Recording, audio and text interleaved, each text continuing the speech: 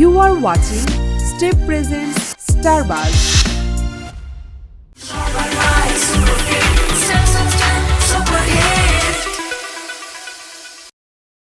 No দাঁত আছে মুখ নেই, আজকে আপনাকে এখানে আসার আগে কামড় দিয়েছে। দাঁত আছে মুখ নিয়ে আমাকে এখানে আসার আগে কামড় দিয়েছে। আর ডেফিনেটলি কামড় দিয়েছে, নাহলে আপনি এত পরিপাটি হয়ে আসতে পারতেন না। একটু ভেবে দেখুন। একটা টেলিফিল্ম করেছি রিসেন্টলি অ্যান্ড 3-4টা সিঙ্গেল করেছি। রেগুলার কাজগুলো যাচ্ছে, 7 পর্ব যাবে একটা। কোন গাছ আগা থেকে গোড়া পর্যন্ত মিষ্টি, তখন আমি আবার সেটা নিজে আয়নার সামনে করতাম। সো ওই জায়গাগুলো থেকে ইচ্ছে ছিল, কিন্তু যখন অনেক অফার্স ছিল তখন বাসা থেকে অভিনয়টার জন্য ওইভাবে মানে সাপোর্টটা পাইনি, উপস্থাপনা করছিলাম তখন। এরপরে অভিনয়ে আসা আমার একটা সময় মনে হয়েছে যে একটু ডিফারেন্ট কিছু করি। তখন আমি মডেল হিসেবে কাজ করেছি। সম্প্রতি আমি জাপানের একটা বিউটি ব্র্যান্ড আইসাদো, ওদের সাথে 5 বছরের জন্য চুক্তিবদ্ধ হয়েছি। Congratulations as a brand ambassador. And আমি জাপানে শ্যুট করে এসেছি অ্যান্ড আই ফিল গুড। যখন কাজ শুরু করেছি প্রথম 2-1 বছর হয়তো এতটা কেয়ার করিনি নিজের স্কিন কেয়ার বা কসমেটিক ওসব এর ক্ষেত্রে, বাট যখন নিজেকে দেখলাম যে একটু খেয়াল করা উচিত, অর্থাৎ ইন্টারন্যাশনাল ব্র্যান্ডগুলো আপনাকে খুঁজে নিচ্ছে হ্যাঁ সোশ্যাল মিডিয়ার থ্রুতে, এটা আমাদের জন্য অনেক বড় একটা বিষয়। আমি আমার ফ্যানদের অনেক ভালোবাসা পাই। আমি সবসময় তাদেরকেও প্রায়োরিটি দিয়েছি বিকজ অফ হচ্ছে আমি যখন কাজ শুরু করেছি আমি দেখেছি যে আমি একটু ভিন্ন কিছু করতে গেলে না তারা এটাকে মানে বাধা হয়ে দাঁড়ায় যে না আপনার সাথে এটা যায় না, আপনি অনেক ইনোসেন্ট, আপনি কেন এত ঝগড়ার কাজ করেন। আচ্ছা, সম্পূর্ণ বাংলাদেশ আমার একটা অর্গানাইজেশন আছে যেখানে 100+ নারী উদ্যোক্তা আছে। তারা নিজেদের তৈরি অথেন্টিক প্রোডাক্টটা আসলে আমার সম্পূর্ণার শোরুমে দিচ্ছে।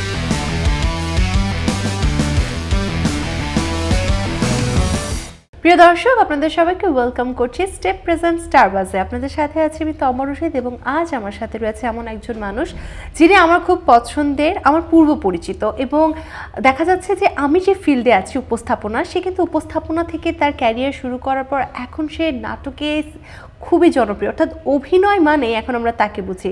সম্প্রতি সে কিন্তু ইউরোপ থেকে ঘুরে এসেছে তার উপস্থাপনার জন্য। আজ তার সম্পর্কে অনেক কিছু জানবো এবং আপনাদের জানাবো। স্বাগত জানাচ্ছি, কেমন আছেন? আমি ভালো আছি, তুমি কেমন আছো? আমিও খুব ভালো আছি এবং আমি দর্শকদের অলরেডি বলে দিয়েছি যে ইউরোপ ট্যুর নিয়ে একটু জানবো, সো এখন না বলার কোনো অপশন নেই। কেমন ছিল ট্যুর? অনেক ভালো ছিল।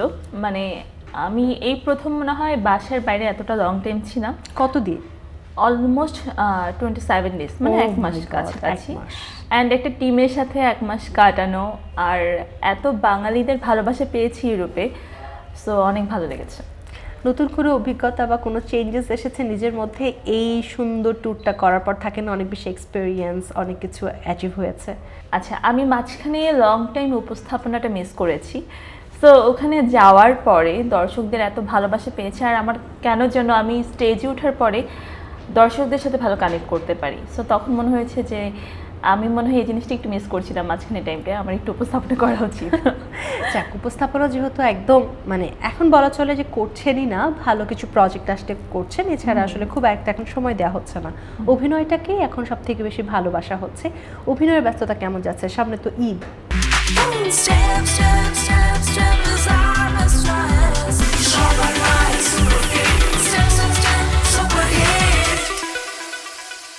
হ্যাঁ, যাচ্ছে। বলবো যে আগের তুলনায় একটু আমি ব্যস্ততা কমিয়ে দিয়েছি, কারণ হয় না যে একটা সময় অনেক কাজ করতে করতে মনে হয় যে এখন একটু গুছিয়ে কাজ করি। তো ওই জায়গা থেকে আগে যদি আমি অনেক বেশি সিরিয়াল করতাম, এখন সেগুলো একটু ধরে কমিয়ে এনেছি। অ্যান্ড সিঙ্গেল করছি, ঈদকে ঘিরে কিছু সিঙ্গেল টেলিফিল্মে কাজ করেছি। ঈদে কি কি পেতে যাচ্ছি আমরা? একটা টেলিফিল্ম করেছি রিসেন্টলি অ্যান্ড 3-4টা সিঙ্গেল করেছি, আর রেগুলার কাজগুলো যাচ্ছে, 7 পর্ব যাবে একটা। বাহ, দারুণ। অভিনয় আসার কারণটা কি ছিল? হুট করে মনে হয়েছে না আগে থেকে প্রস্তুতি ছিল? সে এক ইতিহাস। আগে থেকে প্রস্তুতি ছিল না, বাট একটা ভালো লাগা ছিল। বিকজ আগে থেকে আমি যখন স্ক্রিনে দেখতাম তখন আমি আবার সেটা নিজে আয়নার সামনে করতাম। সো ওই জায়গাগুলো থেকে ইচ্ছে ছিল, কিন্তু যখন অনেক অফার্স ছিল তখন বাসা থেকে অভিনয়টার জন্য ওইভাবে মানে সাপোর্টটা পাইনি, উপস্থাপনা করছিলাম তখন। এরপরে অভিনয়ে আসা। একদম। এখন বাসার সাপোর্ট আছে ফুল। মানে এই হঠাৎ করে বাসার সাপোর্টটা পাওয়া হলো কিভাবে? এটার পেছনে কোনো গল্প আছে যে থাকে না যে কোনো একটা আচ্ছা। কাজের জন্য তারা সবাই রাজি হয়ে গেছে? বাসার সবার ইচ্ছে ছিল গানটাকে নিয়ে আমি যাতে আগাই। সো আমি গানটাকে নিয়ে কিছু করিনি। যখন আমার কাজ প্রথম শুরু করি অভিনয়ে, তখন আমার পরপর যখন সিরিয়ালগুলো শুরু হয়, তখন দেখবে বাসার মানুষটাই এনজয় নিয়ে দেখছে। তখন আস্তে আস্তে যখন মানুষ চেনা শুরু করলো, কাজগুলো অনিয়ার যাচ্ছে, বাবা মা বসে দেখছে, তখন তাদের একটা আগ্রহ জন্মায়। অ্যান্ড এরপরে দেখলাম যে বাসার কেউ আর কখনো মানে আমাকে কোনো কিছুতে বাধা দেয়নি। পেছনে আর টান দেয়নি, টান তারা দেয়নি। বাহবা দিয়েছে। আসলে আমার মনে হয় প্যারেন্টসদের একটা ভয় থাকে যে সে কি করতে পারবে না কি হবে, কিন্তু একবার মনে হয় নিজেকে প্রমাণ করলে তারাও বুঝতে পারে যে না আমার সন্তান পারবে। এখন তো টেলিভিশন, ওয়েব ফিল্ম বা ওয়েব সিরিজ, মডেলিং, বিজ্ঞাপন অনেক অনেক কাজ হচ্ছে। যদি আপনাকে জিজ্ঞেস করা হয় কোনটা আপনি করতে সব থেকে বেশি পছন্দ করেন, কোনটাকে সব থেকে বেশি প্রাধান্য দিবেন, তাহলে সেটা কোনটা হবে? আমি আসলে অভিনয়টাকে ভালোবাসি, অভিনয়টা করতে চাই, সেটা যে কোনো প্ল্যাটফর্মে হোক। আমাকে ওটিটি দিয়েই করতে হবে সেটা আমি কখনোই নেসেসারি মনে করি না।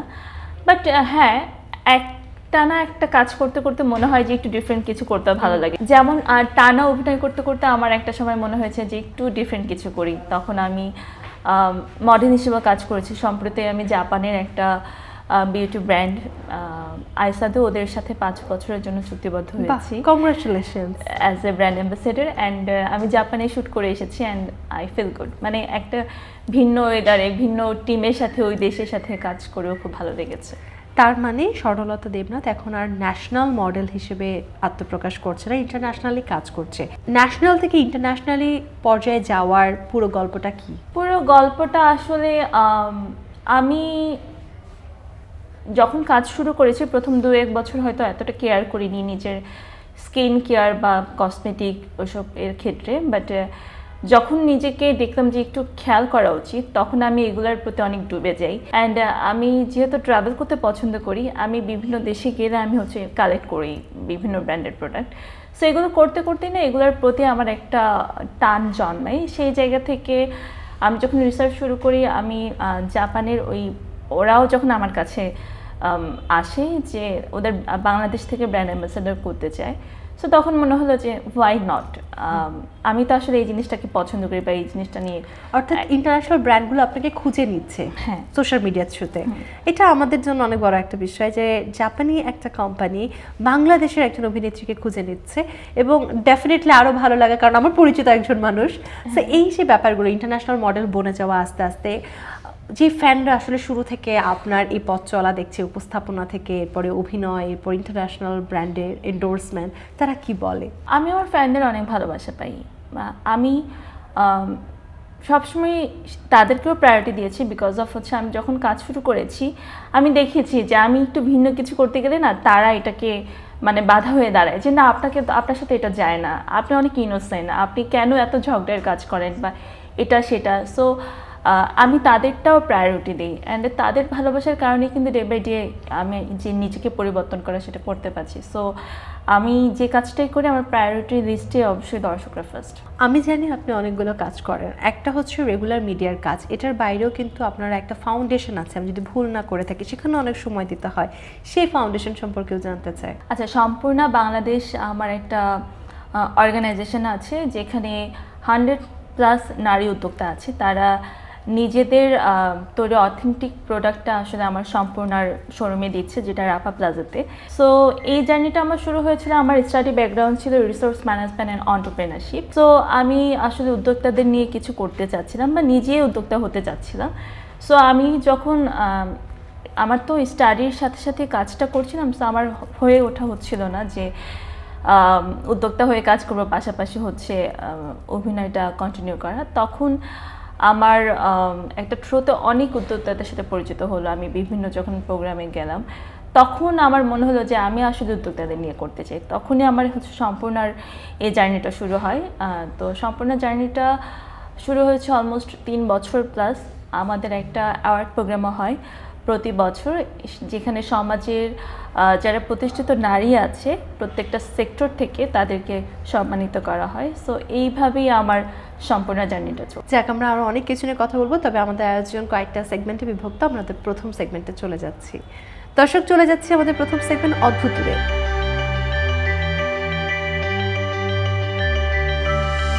অদ্ভুতুরে সাজানো হয়েছে বেশ কিছু অদ্ভুত প্রশ্ন নিয়ে, যেগুলোর উত্তর আপনাকে দিতে হবে। প্রথম অদ্ভুত প্রশ্ন আপনার জন্য, কোন গাছ আগা থেকে গোড়া পর্যন্ত মিষ্টি? কোন গাছ আগা থেকে গোড়া পর্যন্ত মিষ্টি? আমরা গাছটা খাই, আমার খুব ফেভারিট গাছটা। মানে অদ্ভুত হওয়ার কিছু নেই, গাছটা সবাই খায় আর কি, আমি একা খাই না আর কি, সবাই খায়, বিক্রি করে, বাজারে বিক্রি করে, এই জন্যই তো খাওয়া শিখেছি। মিষ্টি কুমড়া? মিষ্টি কুমড়ার গাছ আমি খাই না, মিষ্টি কুমড়ার পাতা খাই, গাছ মিষ্টি কুমড়ার গাছ খাই না। পাস। ওটা দিয়ে চিনি হয় ওই গাছ থেকে। আখ? আখ, দো আখ গাছ শুনতে একটু কেমন লাগছে, বাট টেকনিক্যালি ওটা কিন্তু একটা গাছই। আচ্ছা, কিন্তু আমরা কখনো এটা এভাবে ভাবি না, একদমই ভাবি না। দ্যাটস ওয়াই এটা অদ্ভুত প্রশ্ন। পরের অদ্ভুত প্রশ্ন, এক টুকরো কানি শুকাতে না জানি কি? এক টুকরো কানি? No idea. আমারও এটার কোনো আইডিয়া নেই, বিলিভ মি। আমার হাতে মানে প্রশ্নের উত্তরটা না থাকলে আমিও জানতাম না এটা। জিহবা? কিভাবে? I don't know really. পরের অদ্ভুত প্রশ্ন আপনার জন্য, সাজালে সাজে বাজালে বাজে রান্নায়ও সে কাজে, সে কে? সাজালে সাজে বাজালে বাজে রান্নায়ও সে কাজে। ধরুন বাসায় গান গাচ্ছেন, কিছু নেই, কোনো ইনস্ট্রুমেন্ট নেই, ওই জিনিসটা দিয়ে ইনস্ট্রুমেন্ট বানানো যায়। আবার মনে করুন বাসায় হলুদের প্রোগ্রাম, কোনো ডেকোরেশন করতে চান, তা সেই জিনিসটা দিয়ে ডেকোরেশন করা যায়। আবার মনে করুন সেটাকে পাত্র আকারে সেখানে রান্নাও করা যায়। পানি রাখা যায় ওখানে, পানি রাখলে গরমকালে যখন ফ্রিজ ছিল না, বা থাকে না এখন অনেক গ্রামে হয়তো কারেন্ট থাকে না, ওইরকম সময় আমার মনে আছে ছোটবেলায় যখন কারেন্ট থাকতো না, ওই জিনিসটার ভেতরে পানি রাখা হতো, বিকজ পানিটা ঠান্ডা থাকতো। কলস মানে কলসি যেটা, বা কলস বা যেটাই বলি না কেন সেটা। বাজালে বাজে, কলসি কিন্তু বাজে, সাজালে সাজেও। কিন্তু এটা রান্নায় কিভাবে কাজে লাগে? রান্না করা যাবে। কলসে কেউ রান্না করে? আপনি পানি ফুটাতেই পারেন কলসে। ওকে, নট নেসেসারি সব কলস বড় হবে, ছোট কলসও হতে পারে। ওকে, আমি পেরেছি তার মানে। হ্যাঁ, ওকে। পরের অদ্ভুত প্রশ্ন, কার দাঁত আছে মুখ নেই? দাঁত আছে মুখ নেই? আজকেও আপনাকে সে কামড় দিয়েছে, আমি শিওর। মশা? নো, দাঁত আছে মুখ নেই, আজকেও আপনাকে এখানে আসার আগে কামড় দিয়েছে। দাঁত আছে মুখ নেই, আমাকে এখানে আসার আগে কামড় দিয়েছে। ডেফিনেটলি কামড় দিয়েছে, নাহলে আপনি এত পরিপাটি হয়ে আসতে পারতেন না। একটু ভেবে দেখুন। ব্রাশ? হ্যাঁ। Makeup brush? নো, চিরুনি। চিরুনি? ওকে ওকে, ব্রাশ পর্যন্ত ঠিক ছিল, মানে বেশি বলতে গেলে যা হয়, আমরা তো হেয়ার ব্রাশ বলতেই পারি। ওকে, পরের অদ্ভুত প্রশ্ন, এক ফোঁটা পানির সাথে আরেক ফোঁটা পানি যোগ করলে কয় ফোঁটা পানি হবে? এক ফোঁটা পানি হবে। গ্রেট হয়েছে এটা, আমি তো ভাবছিলাম 2 ফোঁটা বলবেন। ওকে, পরের অদ্ভুত প্রশ্ন, না দেখা যায় না ধরা যায় তবুও কাদায়, কি? না দেখা যায় না ধরা যায় তবুও কাদায়। না দেখা যায় না ধরা যায় তবুও কাদায়। ধোয়া থেকে চোখের পানি আসে, এটা? ধোয়া দেখা যায়। মনে করেন আপনি সিঁড়ি দিয়ে পড়ে গেলেন, এরপর কি হবে? ব্যথা পাবো। দেখা যাবে না, ধরা যাবে কিন্তু কাঁদাবে কিন্তু। ওকে, পরের অদ্ভুত প্রশ্ন, এক পলকে সবকিছু ঢেকে ফেলি, কে আমি? এক পলকে সবকিছু ঢেকে ফেলি, কে আমি? সেটা আমি নিজের কষ্ট ঢেকে ফেলি খুব ইজিলি। নো, এক পলকে আমি সবকিছু ঢেকে ফেলি, কে আমি? চোখ? চোখের পাতা। চোখের পাতা? আমি টিপ করছিলাম। ওকে, পরের অদ্ভুত প্রশ্ন, একটি গাছের নিচে বসে একটি মেয়ে ফল খাচ্ছে। হ্যাঁ। মেয়ের নাম, জামার রং, ফলের নাম ও রং সবই এক শব্দে কি? কমলা। কিভাবে? জামার রং, ফলের রং, মেয়ের নাম কমলা হতে পারে না? কমলা সুন্দরী বলি আমরা। বাহ, এটা মানে ফেভারিট ফল কি আপনার কমলা? মোটেও না। এত সহজে বলে দেন। ফেভারিট ফ্রুট কোনটা? ম্যাঙ্গো। কমলা পছন্দ না? পছন্দ, বাট খুব বেশি না। ওকে, যাক, তারপরে কমলা মাথায় আছে। পরের অদ্ভুত প্রশ্ন, ফোনেও থাকি আবার তরকারিতেও থাকি, কি? ফোনেও থাকি তরকারিতেও থাকি, আমার সেই ফলটা মানে সেই সবজিটা একদম পছন্দ না, এটা একটা সবজি, বাট সেই সবজির বীজ আমার খুব পছন্দ। একটা সবজি, সবজির বীজ সবাই খায়, আমিও খাই, বীজটা মজা লাগে, সবজিটা মজা লাগে না। অ্যান্ড ওই নামের একটা জিনিস ফোনেও থাকে, সেটা ছাড়া মানে মনে করুন ইন্টারনেট ছাড়া এমন একটা সময়, সেই জিনিসটা ছাড়া ফোন অকেজ। পাস। সিম, সেম। সিম কার্ড, শিমের বিচি, শিম। ওকে, পরের অদ্ভুত প্রশ্ন, জ্বলছে তবুও পুড়ছে না, কোন সে প্রাণী? এটা বলতে হবে। প্রাণী জ্বলছে তবু পুড়ছে না, এটা বলতে হবে। জোনাকি। ডেফিনেটলি। ওকে। ওকে, অদ্ভুত প্রশ্ন শেষ, অনেকগুলো পেরেছেন। জোনাকি দিয়ে মনে হলো আমি জানি যে আপনি ভালো গানও গাইতে পারেন, একটা জোনাকি রিলেটেড বা যে কোনো রিলেটেড গান শোনান। আমি মোটেও ভালো গান গাইতে পারি না। এখন আমি দর্শকদের বলে দিয়েছি, এত সুন্দর একটা প্রশংসা করে ফেলেছি। আচ্ছা, ঝিনুক দিয়ে গাই, জোনাকি না।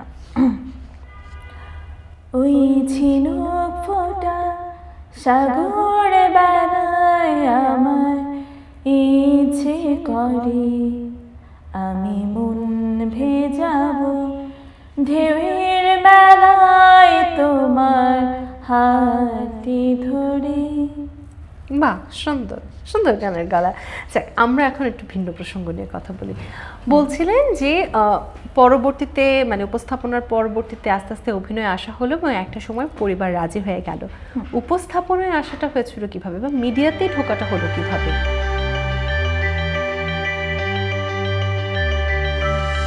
আচ্ছা, ছোট থেকে আমি গান শিখতাম, আমি ছায়ানটের স্টুডেন্ট ছিলাম। সো গানের বিভিন্ন প্রোগ্রামগুলোতেও ছোটোবেলায় অ্যাটেন্ড করা হতো। একদিন একটা প্রোগ্রামে আমার গান গাওয়ার কথা, কোরাস গান গাওয়ার কথা, অনেক ছোট, আমি তখন 8-9-এ পড়ি। সো গানের মধ্যে আমার টিচার এসে বললো যে তুমি আজকে গান গাইবে না, তুমি উপস্থাপনা করবে। ওকে, আই ওয়াজ শকড যে আমি কীভাবে কন্টিনিউ করবো, আমি তো জানি না। তো ওই প্রেজেন্টারের ঝামেলা হয়েছিল, সে আসতে পারেনি, তখন আমার ওই প্রোগ্রামটা রান করতে হয়েছে।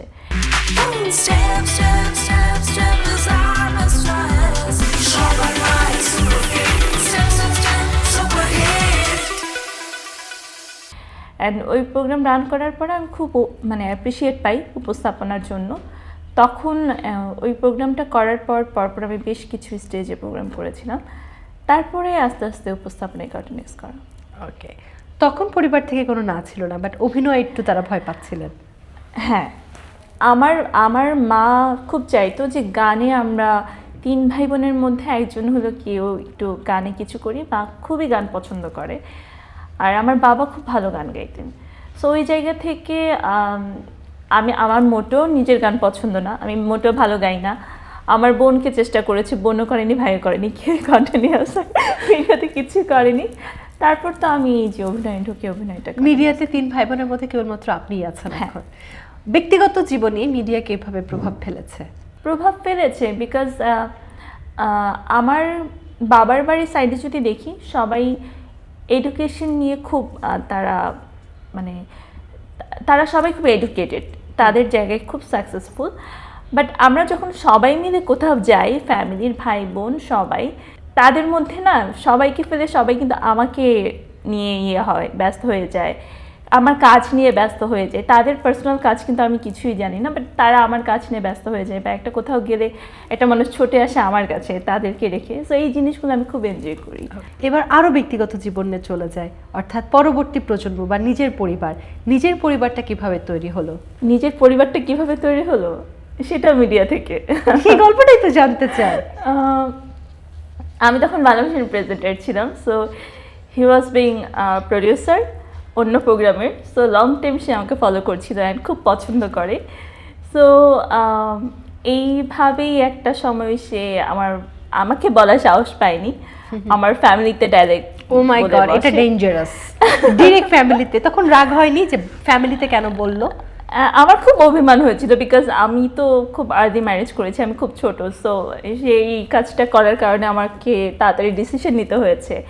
অ্যান্ড আমি যেই মানে বাংলাদেশে যখন কাজ করছিলাম, তখন স্বামী সাহেব ভাইয়া ছিল, ভাইয়ারা অনেক বুঝিয়েছে, পরে একটা সময় গিয়ে ওকে ফাইন অ্যান্ড আমার মনে হয় যেটা হয়েছে ভালোই হয়েছে, ভুল কিছু হয়নি। তা তো নিঃসন্দেহে। তবে প্রথম প্রথম রাগ হয়েছিল যে অনেক, কেন পরিবারকে বললো, আমাকে বললেও তো হতো।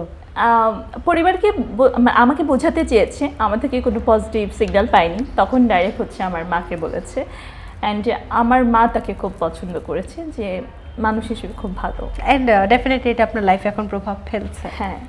সো এখন মিডিয়াতে যেহেতু কাজ করছেন, অনেক অনেক কাজ আসছে আপনার হাতে, ভালো ভালো অফার্স আসছে, অপরচুনিটিস আসছে, সামনে আসলে কোন কাজগুলোতে বেশি সময় দিবেন আপনি? সামনে আমার সিঙ্গেল, যেহেতু আমি কম করেছি, আমি সিঙ্গেল করব। সামনে কিছু বেশ ভালো সিঙ্গেলের কথা চলছে। অ্যান্ড আমি সবসময় যেটা বলি যে আমার পারফরমেন্স ইম্পর্টেন্ট। আমি সিরিয়াল করতে ভালোবাসি কেন, কারণ আমার মনে হয় যে একটা চরিত্রকে আমি দীর্ঘ সময় বাঁচিয়ে রাখতে পারি একটা সিরিয়ালে। আমরা সিঙ্গেল করলে আসলে চরিত্রগুলো বেঁচে থাকে না। তো আমার একটা চরিত্রে ঢুকলে সেই চরিত্রটায় লম্বা সময় ধরে থাকতে ভালো লাগে। সেই জায়গা থেকে আমি আমার পছন্দের কিছু সিরিয়াল হাতে রাখবো, সবসময় করে যাব। ওকে, সো এখন আপনার কাছ থেকে আপনার পছন্দের কিছু ডায়লগ শুনবো।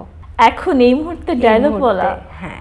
আচ্ছা, ইটস সো টাফ, কারণ আমাদের আর্টিস্টরা কেউই না ডায়লগ মনে রাখি মুখস্থ না, থাকে না, বা মুখস্থ একটা রাখি না। সিচুয়েশন, একটা ফ্যাক্ট আছে, বাট স্টিল কিছু ডায়লগ শুনবো, একটা হলেও হবে। আচ্ছা, আমি বকুলপুর আমার খুব পছন্দের একটা সিরিয়াল। অ্যান্ড আমি যদি বলি, আমি মানুষের খুব বেশি কাছে যেতে পেরেছি বকুলপুরের নিগার হয়ে। ওখানে আমার খুব পছন্দের একটা চরিত্র ছিল মোস্তাম সরকার, রুমি ভাই যে চেয়ারম্যান থাকে। রুমি ভাই এখন আর আমাদের মাঝে নাই। সো রুমি ভাইয়ের সাথে আমার একটা ডায়লগ কন্টিনিউয়াস পড়তো, মানে আমার সিন আসতে আমি বলতাম কি যে রুমি ভাই এখন তো আমাদেরকে ওইটা, মানে আমাদের সিনের কোনো একটা জায়গায় এটা থাকবে, সেটা হচ্ছে আমি খুবই রাগী থাকি, আমি সবসময় বিরক্ত হয়ে ওনাকে ক্রস করে যেতে নিই, আর হচ্ছে উনি এসে আমার হাতটা ধরে আটকায়। তখন মোস্তাম সরকার, হাতটা ছাড়েন কইতাছি, হাতটা ছাড়েন কইতাছি, আপনি যদি হাত না ছাড়ছেন না, আজকে আমি খলিলের সব কিছু করে দেবো, আর আমি যদি খলিলের করে দিই, আজকেই হইব আপনার জীবনের শেষ দিন। মানে এই ডায়লগটা আমার থাকবে।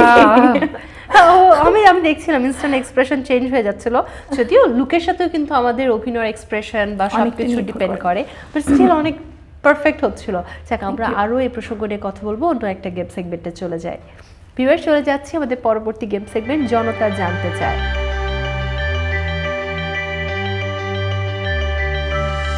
আপনার ফ্যান্স যারা আছে তারা সবসময় কিছু না কিছু জানতে চায়, তাদের জানতে চাওয়া নিয়ে এবারের প্রশ্নগুলো সাজানো হয়েছে।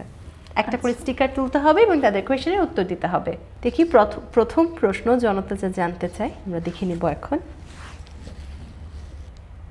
স্বর্ণলতা নাটক, যে কোনো একটা নাটকের নাম যেটা ফেভারিট। আচ্ছা, রিসেন্ট আমার করা একটা পছন্দের নাটক হচ্ছে ছোটবেলার প্রেম। সো ছোটবেলার প্রেম, কিউট ছাত্রী, দুইটা নাটক দেখতে পারে। ওকে, পরের প্রশ্নে যায় যেটা জনতারা জানতে চায়। কিন্তু উঠাতেই পারছি না।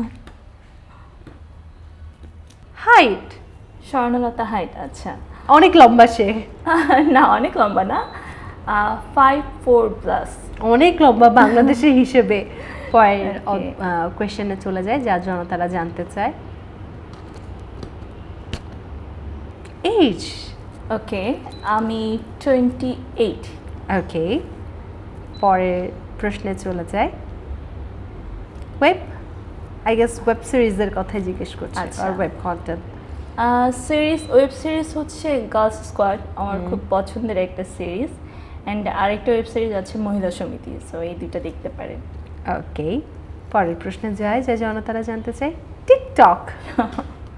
টিকটক আমি খুব বেশি একটা অ্যাক্টিভ না, বাট হ্যাঁ, মাঝে মাঝে টিকটক করা হয় এবং দর্শক সেটা পছন্দও করে, জন্যই সার্চ করে। ওকে, চলে যাই পরের জনতা যা জানতে চায় সেই প্রশ্নে।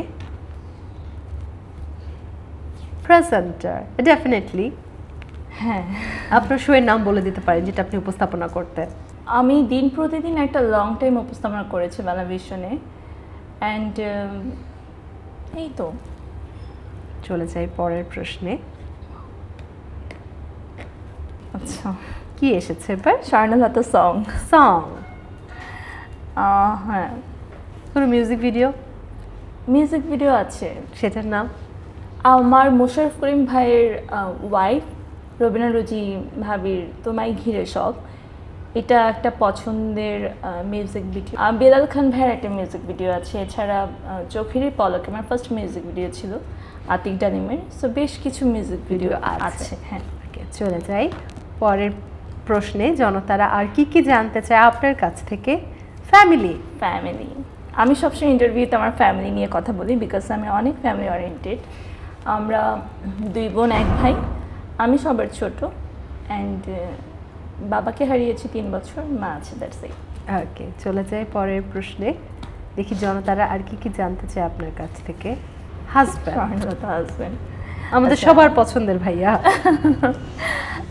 আমার হাজব্যান্ড হচ্ছে একটা বেসরকারি চ্যানেলে আছে, সিনিয়র প্রোগ্রাম প্রডিউসার, অ্যান্ড সে খুব ভালো মানুষ। ভালো মনের মানুষ, ভালো যেটা মনের সব থেকে ইম্পর্টেন্ট। হ্যাঁ। এবার চলে যাই পরের প্রশ্নে। দেখি জনতার কি জানতে চায়। স্বর্ণলতা রিলিজিয়ান, আমি হিন্দু ধর্মের। ওকে, সো শেষ হয়ে গেল জনতারা যা জানতে চায় সেটা। সো দর্শক, চলে যাচ্ছে আমাদের পরবর্তী গেম সেগমেন্ট, একটা অদ্ভুত গেম সেগমেন্টে। সো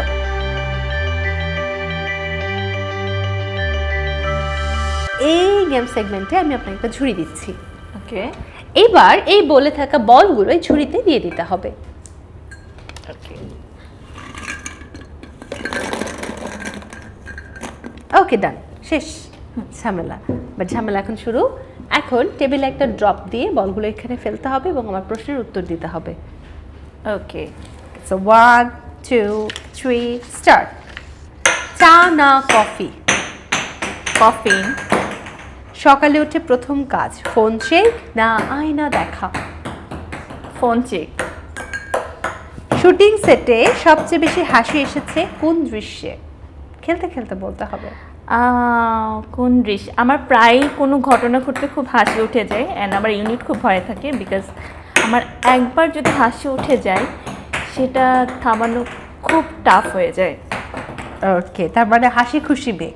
হ্যাঁ। ওকে, পরের প্রশ্ন। নাটকের চরিত্রে রোমান্টিক না অ্যাকশন শট কোনটা বেশি পছন্দ? রোমান্টিক। সোশ্যাল মিডিয়া না প্রাইভেট সময় কোনটা বেশি ভালো লাগে? প্রাইভেট সময় ভালো লাগে। ভুল যদি হয়ে যায় কখনো ডায়লগ, হাসি পায় না রাগ উঠে? খেলতে খেলতে বলতে হবে। হাসি পায়। হ্যাঁ, ওই যে হাসি খুশি মেয়ে। প্রিয় খাবার মিষ্টি না একটু নোনতা জাতীয়? ঝাল। ঝাল। ক্যামেরার সামনে নাকি আয়নার সামনে কোথায় বেশি আত্মবিশ্বাসী? ক্যামেরার সামনে। হঠাৎ ভাইরাল হলে ভয় লাগবে নাকি মজা লাগবে? মজা লাগবে। নিজেকে এক শব্দে বর্ণনা করুন। অনেক বেশি আবেগী। পছন্দের ভ্রমণের জায়গা? পছন্দের ভ্রমণের খেলতে জায়গা খেলতে। ব্যাংকক। সব থেকে খারাপ লেগেছে যে দেশে গিয়ে? যে দেশে গিয়ে সবচেয়ে খারাপ লেগেছে শ্রীলঙ্কাতে। আমি শ্রীলঙ্কাতে খুব বেশি এনজয় করতে পারিনি। কেন? আই ডোন্ট নো, আমার ভালো লাগেনি। I have bad experience. Okay, শেষ হয়ে গেছে, উঠে নিব। না না, আর উঠানো যাবে না। তো শেষ তো শেষ, একটা হয়েছে মাত্র, নো ইস্যু, কোনো সমস্যা নেই। হ্যাঁ। আমরা এই গেম সেগমেন্ট শেষ করলাম। মানে একটা হয়েছে তো কি সমস্যা? ধরুন আপনি যদি অভিনয় জগতে না আসতেন বা উপস্থাপনাও না করতেন বা গানও না শিখতেন, অর্থাৎ মিডিয়া রিলেটেড কোনো ক্যারিয়ার না হতো, তাহলে কি হতো?